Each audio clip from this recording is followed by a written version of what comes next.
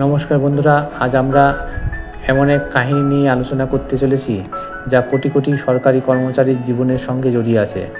বিষয়টা হলো ডিএ মামলা।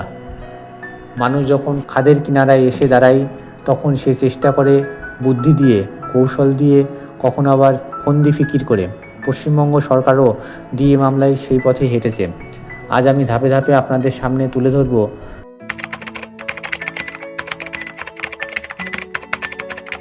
সরকার কিভাবে বারবার আদালতে গিয়েছে, কিভাবে সময় নষ্ট করছে, আর আমাদের অধিকার আটকে রেখেছে। পুরো কাহিনী শুনলে আপনি বুঝবেন এটা কেবল মামলা নয়, বরং এক ইতিহাস যেখানে ধৈর্য, আশা আর ষড়যন্ত্র সব একসাথে মিশে আছে। তবে বন্ধুরা, আমাদের চ্যানেলে আপনাদের স্বাগতম।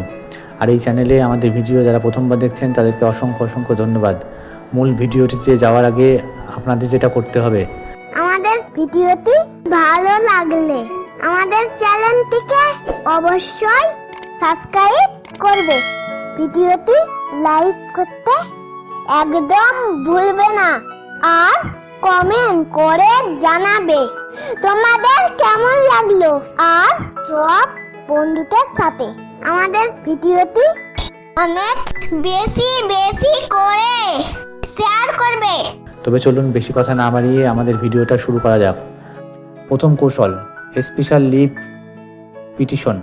চলুন শুরু করি 24শে নভেম্বর 2022। ওই দিন পশ্চিমবঙ্গ সরকার সুপ্রিম কোর্টে স্পেশাল লিভ পিটিশন এসএলপি দাখিল করে।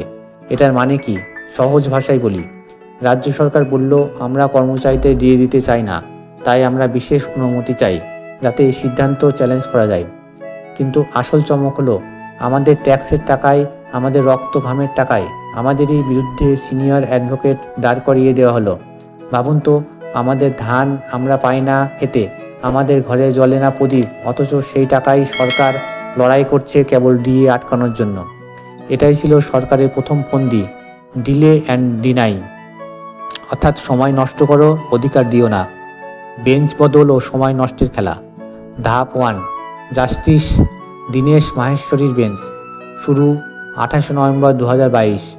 6বার তারিখ পড়ল: 28 নভেম্বর, 5ই ডিসেম্বর, 14ই ডিসেম্বর 2022, 16ই জানুয়ারি 2021, মার্চ 4 এপ্রিল 2023। কিন্তু শুনানি হয়নি। উদ্দেশ্য স্পষ্ট, ডেট পে ডেট, কিন্তু কোনো রায় নেই। ধাপ 2, জাস্টিস ঋষিকেশ রায়ের বেঞ্চ। মামলাটা গেল ওনার কাছে। উনিও তখন রিটায়ারমেন্টের দোরগোড়ায়। তারিখ দিলেন 18 এপ্রিল 2023, 14 জুলাই 2023, 3 নভেম্বর 2023, 5 ফেব্রুয়ারি 2024, 18 মার্চ 2024, 15 জুলাই 2024। আবার 6বার শুনানি স্থগিত। বন্ধুরা, এবার খেয়াল করুন, প্রথম বেঞ্চে 6টা তারিখ, দ্বিতীয় বেঞ্চে 6টা তারিখ, মানে মোট 12 তারিখ একেবারে অপচয়। এটাই সরকারের গোপন খেলা, বেঞ্চ সিলেকশন ও টাইম কিলিং। ধাপ 3, জাস্টিস দিবঙ্গ দত্তর বেঞ্চ। এবারে মামলাটা গেল ওনার কাছে 2টা তারিখ গেল, কিন্তু শুনানি হলো না। সার কথা, মোট 14টা তারিখ নষ্ট হলো। এটা শুধু কাকতালীয় নয়, এটা ছিল পরিকল্পিত খেলা। আপনারা কি মনে করেন, এটা কি কেবল আইনের জটিলতা, নাকি ইচ্ছে করেই সময় নষ্ট করা? সরকারের চূড়ান্ত চেষ্টা, রিভিউ পিটিশন। এখন আসি শেষ কৌশলে। যখন দেখা গেল মামলাটা চূড়ান্ত রায়ের দিকে যাচ্ছে, তখন আবার সরকার নতুন চাল চাললো। তারা রিভিউ পিটিশন দাখিল করলো। এটার উদ্দেশ্য কি? মামলাকে ফ্রিজ করে রাখা, ঠান্ডা ঘরে পাঠানো। কেন? কারণ সামনে, অর্থাৎ 2026-এ বিধানসভা নির্বাচন। সরকার চায় না কর্মচারীরা ভোটের আগে তাদের পাওনা টাকা হাতে পাক। তাই বলছি, এটা সরকারের লাস্ট ভোট বা শেষ চেষ্টা।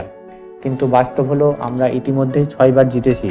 এবারও 99% জয়ের সম্ভাবনা আমাদের। 100% বলছি না, কারণ চূড়ান্ত বিচার দেবে সুপ্রিম কোর্ট। বন্ধুরা, আজকে আলোচনা আমরা দেখলাম কীভাবে সরকার প্রথমে এসএলপি দাখিল করলো, তারপর বারবার বেঞ্চ বদলে সময় নষ্ট করলো, আর শেষে রিভিউ পিটিশন করে মামলাকে ঝুলিয়ে রাখলো। এটা শুধু আইনি লড়াই নয়, এটা আমাদের ধৈর্যের পরীক্ষা। কিন্তু একটা কথা মনে রাখবেন, ন্যায় দেরি হতে পারে, কিন্তু অন্ধকারকে চিরকাল আটকানো যায় না। এখন আপনাদের কাছে আমার প্রশ্ন, আপনারা কি মনে করেন সরকার আর কতদিন এই খেলা চালিয়ে যেতে পারবে? কমেন্টে আপনার মতামত লিখে জানান। ভিডিওটি ভালো লাগলে লাইক, শেয়ার আর সাবস্ক্রাইব করতে ভুলবেন না। ভালো থাকুন। জয় Hind. Thank you for watching our video.